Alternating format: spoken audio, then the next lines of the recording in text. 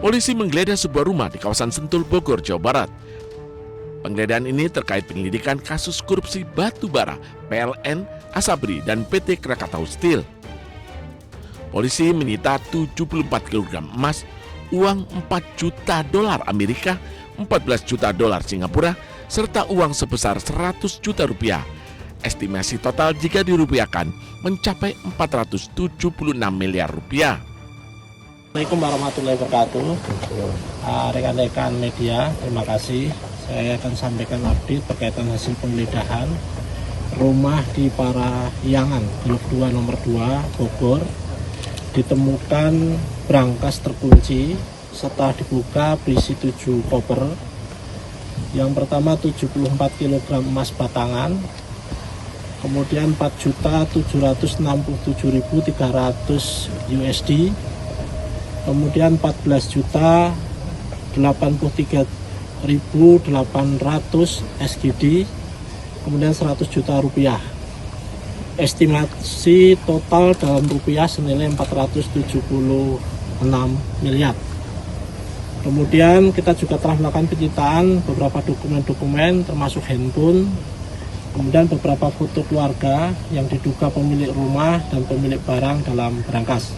Selanjutnya barang bukti akan kita lakukan penyitaan. Saya kira itu. Terima kasih. Nah, ini sebenarnya rumah siapa, Pak? Itu masih dalam proses pendalaman oleh penyidik.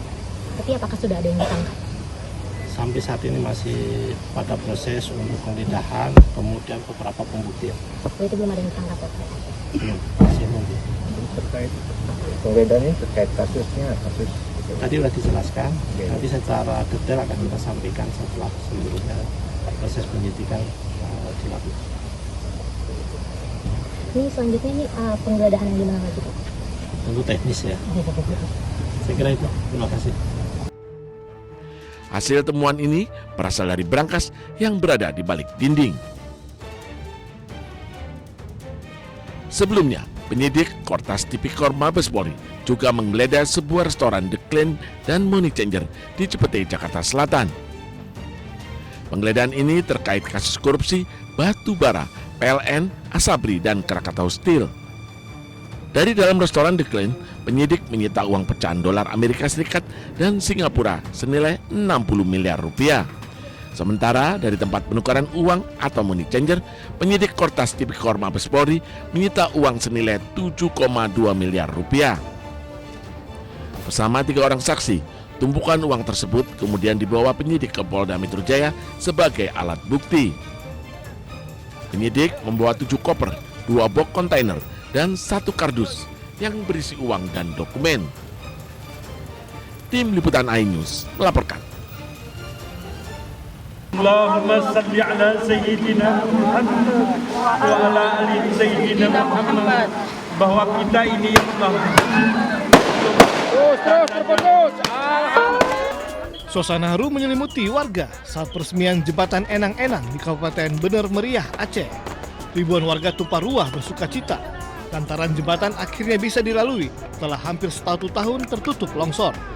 Sebelumnya, lantaran tak kunjung diperbaiki pemerintah, warga akhirnya patungan hingga terkumpul 1 miliar rupiah untuk memperbaiki jembatan ini.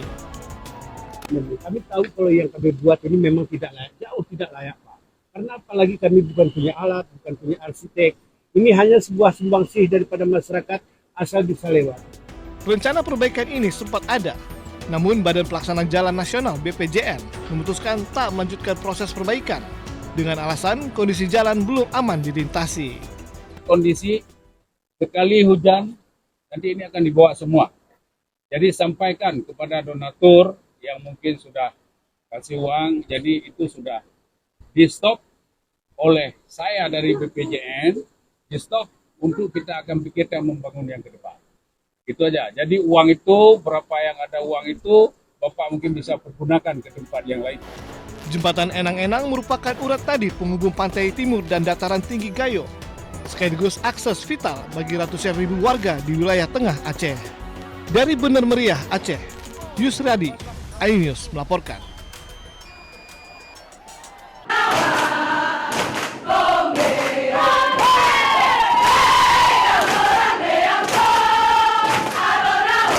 Program pelatihan bagi Sarjana Penggerak Pembangunan Indonesia atau SPPI yang akan menjadi manajer di Koperasi Desa Merah Putih dan Kampung Nelayan Merah Putih akan disempurnakan. Pemerintah telah mengevaluasi secara menyeluruh dan memutuskan untuk mengubah konsep pelatihan dari yang sebelumnya berbasis latihan dasar kemiliteran menjadi pelatihan bela negara dan manajerial. Kami ingin menegaskan bahwa pemerintah menempatkan keselamatan, kesehatan, dan kesejahteraan para peserta sebagai prioritas utama. Kami mendengar, melihat, dan merasakan betul apa yang menjadi kekhawatiran masyarakat serta keluarga peserta. Tidak ada satupun tujuan program pemerintah yang lebih penting daripada memastikan anak-anak kita, para kader bangsa ini, dapat belajar dan berlatih dengan aman dan nyaman, serta optimal. Pemerintah juga menyebut langkah penyempurnaan ini diambil untuk memastikan program semakin tepat sasaran. Pemerintah juga optimis bahwa perubahan akan membawa angin segar. Tim Liputan iNews melaporkan.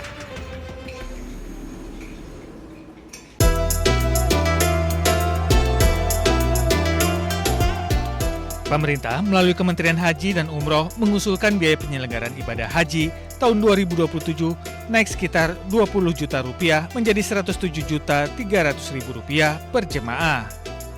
Kementerian Haji dan Umroh menyebut kenaikan biaya penyelenggaraan haji tahun 2027 dipicu sejumlah faktor seperti turunnya nilai tukar rupiah terhadap dolar, kenaikan biaya penerbangan, hingga layanan pengurusan visa.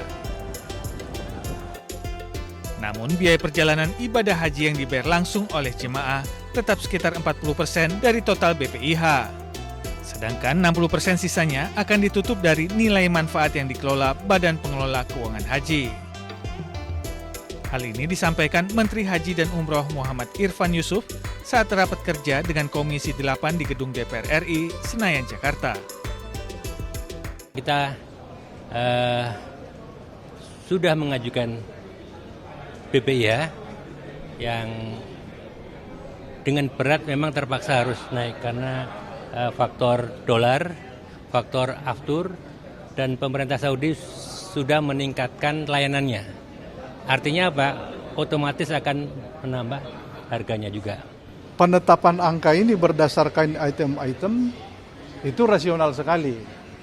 Maka Komisi 8 akan mencoba nanti merubah dasar penghitungan, tetapi tetap pelayanannya bisa ditingkatkan. Dari Jakarta, Bagus Prasetyadi Laksana, iNews melaporkan.